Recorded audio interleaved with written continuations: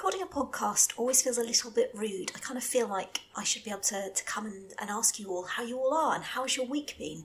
So even though you can't reply to this, know that I would like to know that you've had good weeks, hopefully, that it's not been too shitty.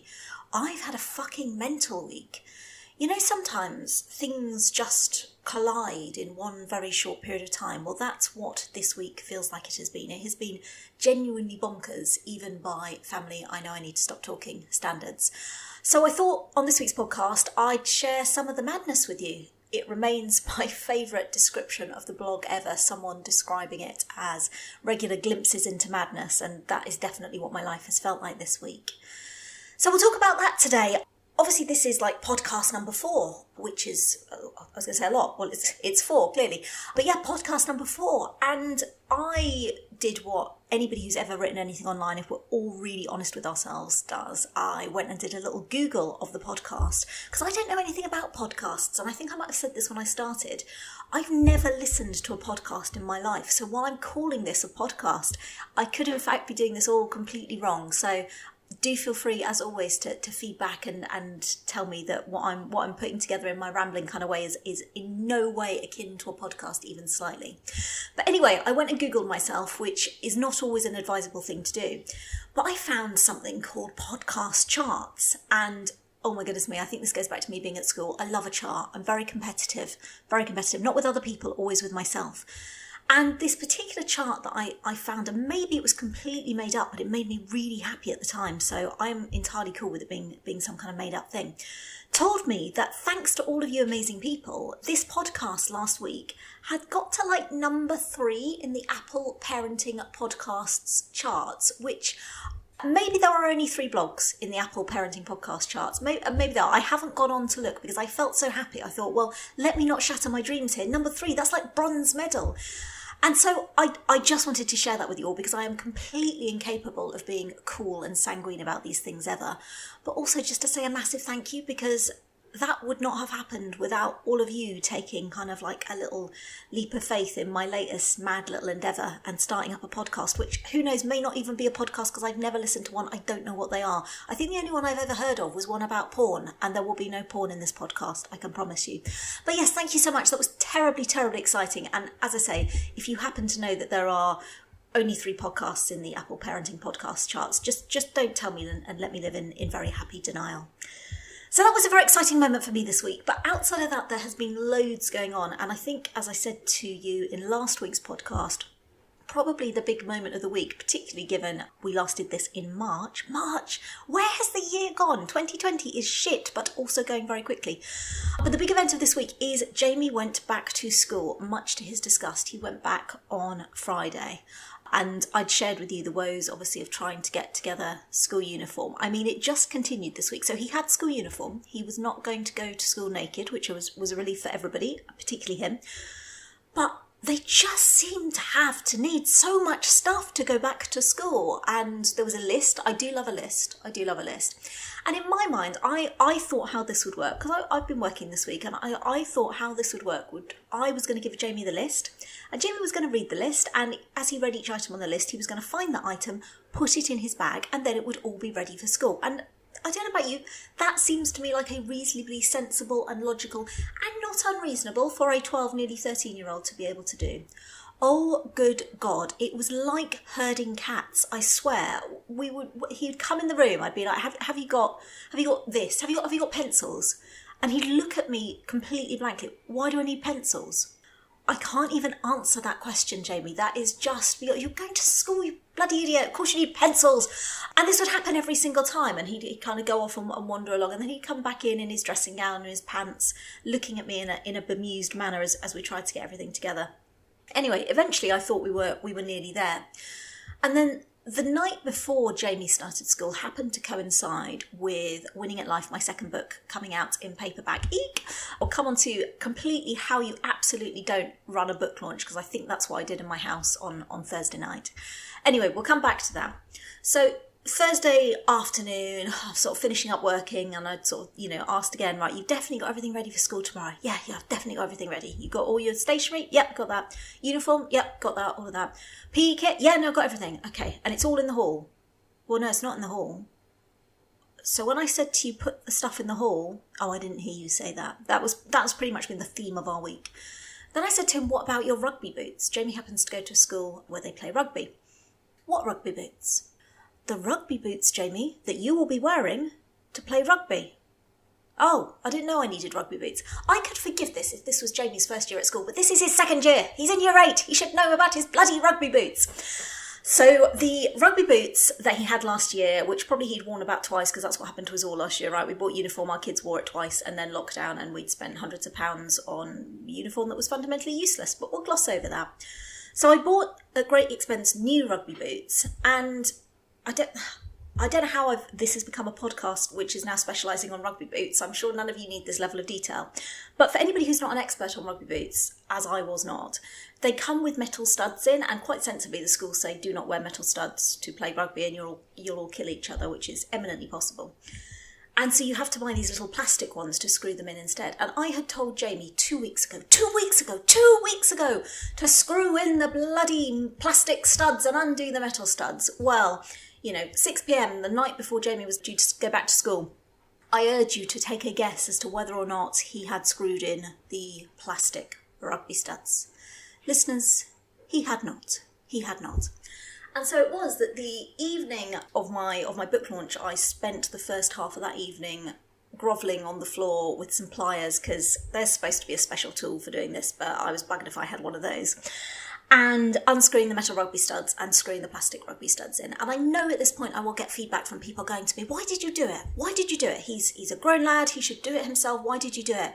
But you know what? I just reached the point where if I heard the phrase rugby boots anymore, I was going to go stark staring bonkers. So I screwed in the rugby studs, and he thanked me profusely. Anyway, the next morning, as I say, we'll come back to the book launch. The next morning, he got dressed, he was up early, I thought this is brilliant, he's up, he's done his teeth. I said to him, have you had a shower? And he sort of looked slightly shifty and went, yeah. And I went, you went in the shower? He went, yeah. And I said, and you washed? What do you mean, did I wash?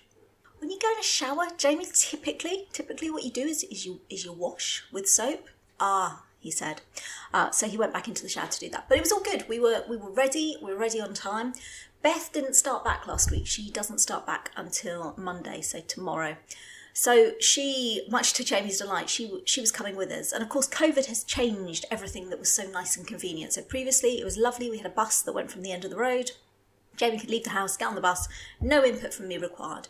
Understandably, at the moment where you are able not to take public transport, you are supposed to take your children to school. So Jamie had the delights of me and Beth taking him to school on his first day. The expression that you are imagining on his face right now is pretty much spot on. And some of you who read the blog will remember last year that I got into a little habit of slightly mortifying Jamie, but I think he liked it a bit. That's what I keep telling myself anyway. Maybe his memoirs will tell us otherwise. I got into the habit of standing at the front door as he left the house each morning. And before you all report me to Childline for child cruelty, we live on a very quiet road with no passing through traffic or anything. So it's not like I was doing this in front of his mates. And he would leave the house and I would tell him that he loved him. And then I would stand at the doorway and I would sing the I love you song to him, which is just what every 12-year-old boy wants their mum to be doing first thing in the morning. But he'd always walk up the road with a little smile on his face. So I'm staying with the fact that I think he genuinely quite liked it.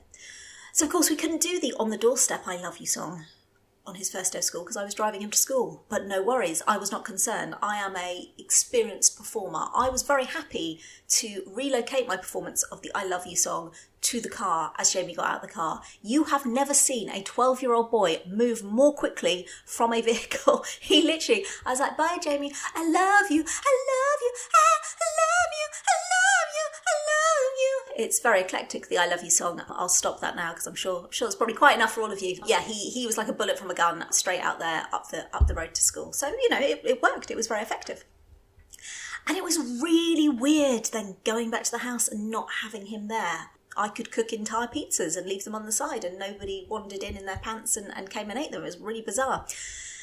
And I'd had an agreement with him, obviously he's got a mobile phone, I had an agreement with him that I would meet him in a certain place when school finished at the end of the day, and if he was running late, he was to let me know and give me a text. And I'm sure you can guess what happened next. And actually, if you have a child who's about to start secondary school, and you think it's fine, because I've issued them with a mobile phone and I've put a tracking device onto their phone. I love a good tracking device. I think I would microchip my children like I do my cats if that was legal, but it's not. So I had put I put the tracking device on his phone, he had his phone all charged up, and we made plans to meet. But my top tip to all of you is never, ever, ever make the mistake of thinking that your child can leave their mobile phone alone long enough for that charge to last for the end of the day. It was to nobody's surprise whatsoever that by the time it got to the end of the school day and I put on my phone to WhatsApp him and realised by the single grey tick that it was going nowhere, Jamie's phone had run out of battery. So my top tip is assume that their phones will be out of battery and make like plans A through to Z to account for the fact that you won't actually be able to get into contact with them at the time you most need to. So we found him, he came out of school, and you know what, actually, it was quite interesting because Jamie has loved lockdown. He genuinely loved lockdown. He's been livid about the thought that he has to go back to school, absolutely livid. And I did wonder how he was going to find going back into school, but actually he came out of school and I'm sure the novelty will wear off and probably, day 2, I think it will be a one-day novelty. But there was just a little bit of a lift to him, and where he'd kind of been going, there is literally nothing I'm looking forward to about going back to school other than going home. Not even the bacon baguettes in the canteen. He actually came out and he was like a little bit lifted, and he was like, sort of a little smile on his face. I said, "You all right? How was your day?" And then obviously, you get the stereotypical, "Whoa, how was your day?" "Whoa, all right." "What did you have for lunch?" "Don't know." "What did you do at school?" "Can't remember." It's that quality bonding time that they tell you, all the parenting books tell you should have with your child. That dinner time conversation. "Tell me about your day. What did you do?" "Oh, don't know. Can't remember. I forgot." Jamie's got a delightful attitude to life. He's just a lovely, relaxed soul who kind of floats through the days and I think just zones out, is permanently on another planet. I kind of, sort of said to him, "What did you do?" And obviously there was a lot about health and safety. The school have been brilliant, which is fantastic. He said, "I did PE." I said, "Oh, good. What did you do in PE?" "I sat on the floor." "Really? That was all you did in PE?" "Yeah." "Okay, why did you sit on the floor?" "They had to tell us what to do when we weren't sitting on the floor." "Right." And then he said, "Oh, I think we're going to do football." I said, "Oh, that's good, because the school doesn't usually do football. Like I say, it's a rugby school." I said, "That's good that you're going to do football, but it might be the girls. It might not be me." "What do you mean it might not be you?" I wasn't really listening. As you can see, there is a theme, and all I can say to anybody who has to teach Jamie this year, he's the loveliest, loveliest soul, but good luck with getting him to concentrate on what you are saying for more than 30 seconds. He's now announced off the back of that one day at school that he's done now and he's ready for retirement. So we'll see how that works out with his teachers. So Jamie was back at school. Meanwhile, Beth was off still on Friday. So Beth's best friend, Beth's wife, came round on Friday for the two of them to hang together. And again, those of you who followed the blog will know. So when I say Beth's wife, Beth married, in inverted commas, her best friend. When they were 5, they used to live next door to each other for a period of time. They got married in a whole street ceremony, which possibly is the thing that's mortified Jamie most in Beth's life so far. And there's a lot of contenders in there. But they have stayed besties ever since they were tiny. They were at nursery together, and they've been so good during lockdown. They've FaceTimed each other constantly. They've played I Spy over FaceTime. They've done piano duets over FaceTime. They've been very, very sweet. And honestly, seeing them together, it's all the normal stuff, isn't it? It's all that normal stuff that we took for granted. Just the two of them sat on the floor playing a board game together, or looking through photos. They've just missed each other so much. So it was really genuinely very, very lovely and very touching to see them both back together again, to the point that while Jamie's like, "Oh, school on Monday," I think Beth's actually quite excited because she gets to hang out with her bestie. But yeah, they're very sweet. So that went on this week, and then in between all that, of course, I launched the paperback version of my book, Winning at Life. Have I mentioned I've written a book? Yes, about 35 million times, Catherine. Will you shut the fuck up about it? No, I will never shut up about it. I am so proud of my books, and it makes me unbelievably happy to know how much those of you who've been able to read them have enjoyed them. So thank you so much for that. Now, I don't know about you, but before I wrote books, I kind of had visions of, if I ever wrote a book, I'd have a book launch party and it would be amazing, and there'd be like celebrities there and fire jugglers. I don't know why I've come up with fire jugglers, probably a bit dangerous around a load of books, isn't it? But it would be amazing, and all singing and all dancing and wonderful and marvellous, and the most glamorous night ever. So that was my vision versus the reality, because of course I never got organised enough to sort out things like book launch parties, and even if I had, COVID would probably have put the kibosh on that like it has bloody everything else. So Thursday night, my book launch, I was here in my house with lots of things going on at work that I was trying to juggle. Obviously Jamie about to go back to school, screwing in the rugby studs. And then I come up with this idea of doing a Q&A with everybody on the blog, because genuinely without all of you, none of this would ever have happened, and I'm so grateful. And so I thought, well, we'll do a little Q&A. In my head, this is how it was going to go. I was going to finish what I was doing work-wise, Jamie was going to be ready, the kids were going to be good and compliant and sit on the sofa reading their books in some parallel universe, and I was going to sit there with a glass of champagne and answer all your questions, and it was going to be lovely and an absolute dream. In reality, what happened was I ended up being late sorting out the kids' dinner, the children's dinner. Mr. I Know I Need to Stop Talking was still working, so I was late sorting out their dinner. So the first half of the Q&A, I was multitasking between replying to questions and trying to wrestle like some man-sized lasagna out of its tray. I've never seen such a big lasagna, and it was like some salmon flopping all over the shop. So trying to do that one-handed, fed the children. That was the first half of the Q&A. The second half, Beth, obviously excited and hyped up by Jamie getting ready for school, decided that that was the perfect time for her to try on her school uniform, which I have no objections to. Crack on, do your school uniform.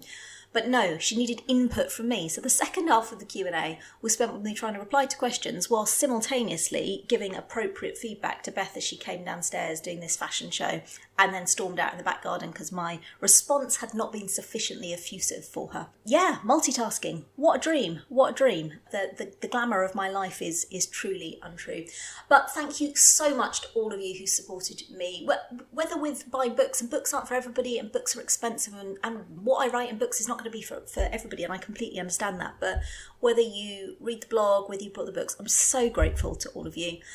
On the off chance you're like one of the only people on this planet who hasn't heard me banging on about my books, I have 2 books out now, Absolutely Smashing It and Winning at Life. They are both now available in all formats, hardback, paperback, Kindle and Audible. And you can buy them on Amazon and also lots of other independent bookshops as well if you don't want to buy from Amazon. So yeah, thank you as always for your support. I'm incredibly, incredibly grateful. So that got us to the end of the week. And then yesterday, Beth had a football tournament, which in itself is probably not that interesting. And I obviously wrote about the book, about on the blog, because she did an amazing job. She scored 4 goals. The look on her face was amazing.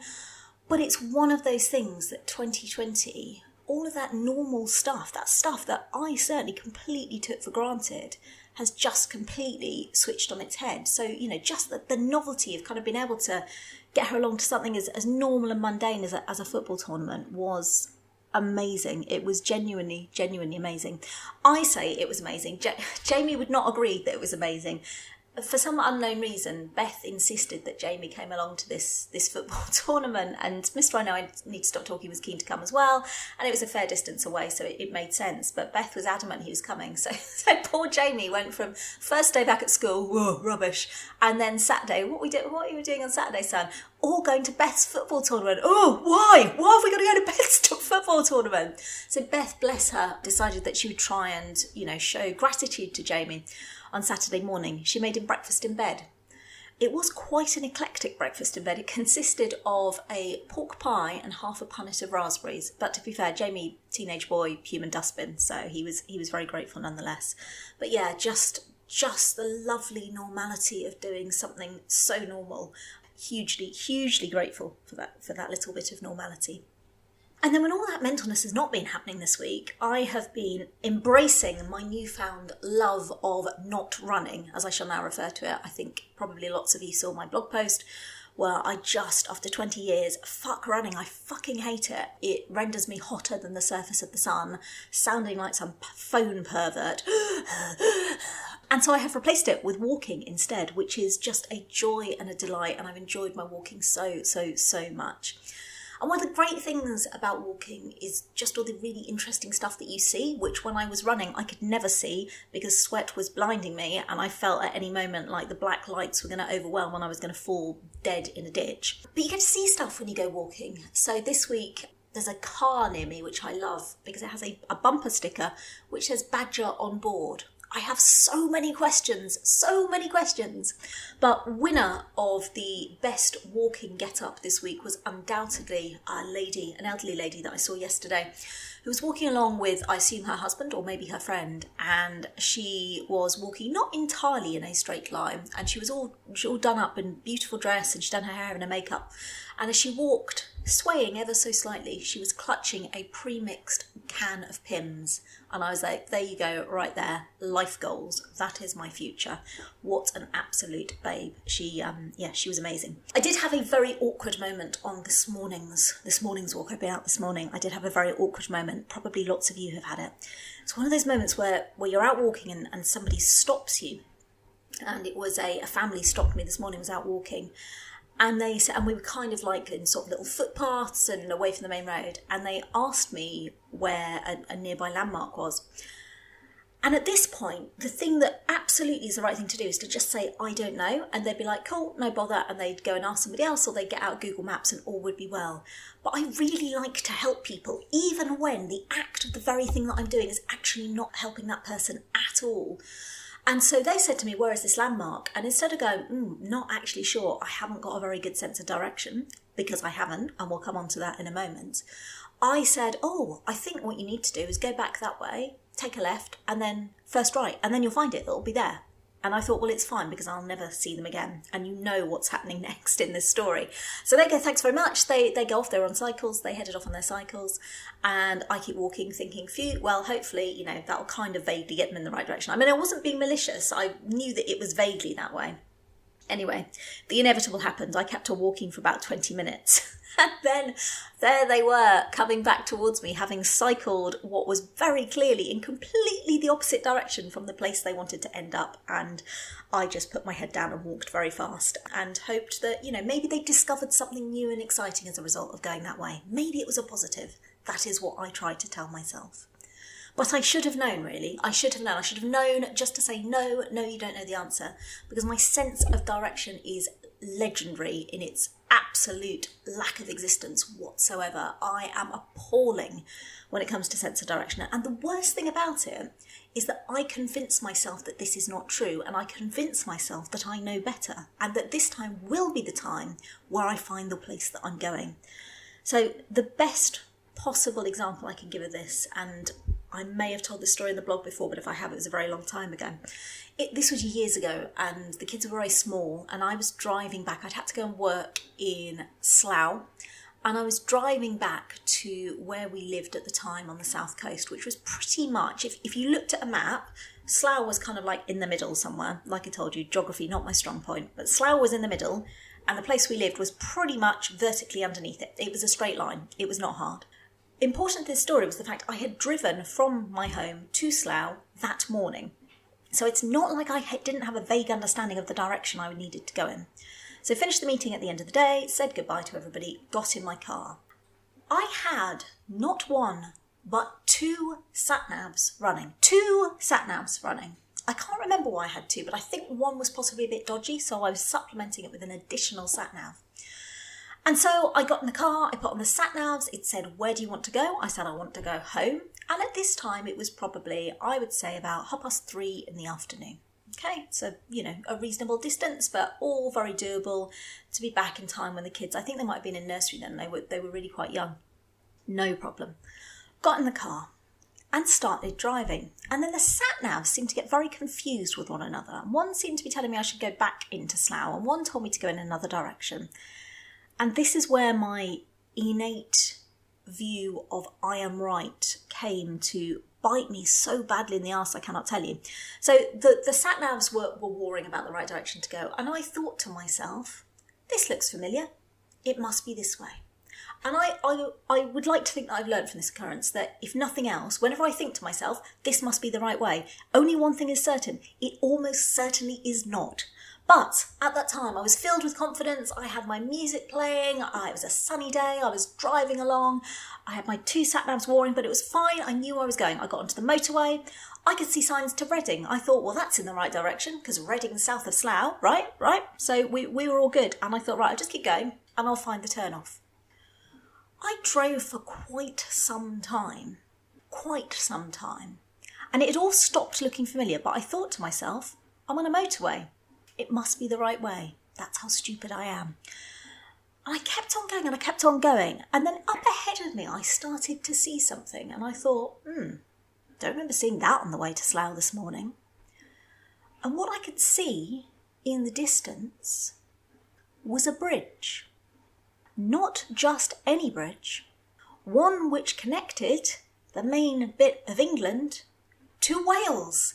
Yes, that's right. I had, with 2 sat-navs going, managed to drive myself from Slough, attempting to go back to the south coast, via Wales. So yeah, if ever you're out for a walk and you bump into me and you need directions, for the love of God, just get your phone out or ask anybody else on the planet other than me. I am an absolute liability. No sense of direction whatsoever. So there we go. So it has been quite the week. This week also promises to be an interesting one. I have not 1 but 2 children to get back to school tomorrow, which will be lovely once we've succeeded. But the thought of trying to get 2 children, 2 sets of uniform, 2 sets of PE kit, rugby boots and other accessories and collateral and sundries out of the door and into school by 9 o'clock tomorrow, frankly makes me want to go and lie on the floor in a darkened room and rock silently with all of the gin in the world. So if you too this week have school runs, double school runs, or anything else weird and wonderful to look forward to, then I really hope we all make it through. And if it all goes to shit, then let's face it, we will always have gin. Look after yourselves, stay safe, see you next week.